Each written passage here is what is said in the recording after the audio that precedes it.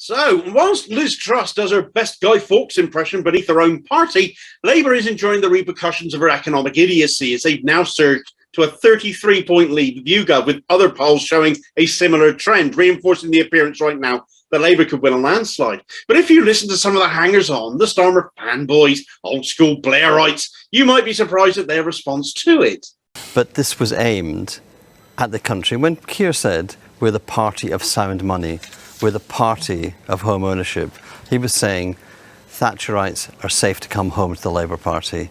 That chap there is John McTernan. He was an advisor to both Blair and Brown. He was also an advisor to Jim Murphy, the former Scottish Labour leader, who presided over Labour getting completely routed in Scotland by the SNP, losing every seat bar one, whilst Ed Miliband was Labour leader. And he was also an advisor to Australian Labour Party leader and Prime Minister Julia Gillard when she lost too. A top strategist and advisor very much rooted in the politics of 30 years ago. What a record for defeat, eh?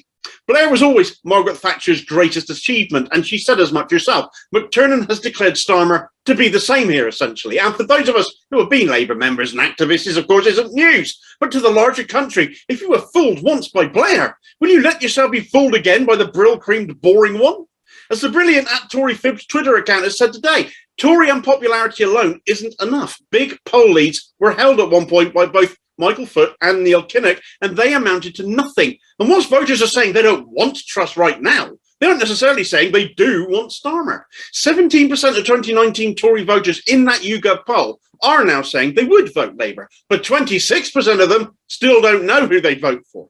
On top of that, though, McTernan misses the point that so disgusted are the left with how Starmer's faction have lied and cheated their way back into control that, unlike before, they do not have the left vote to take for granted now anymore.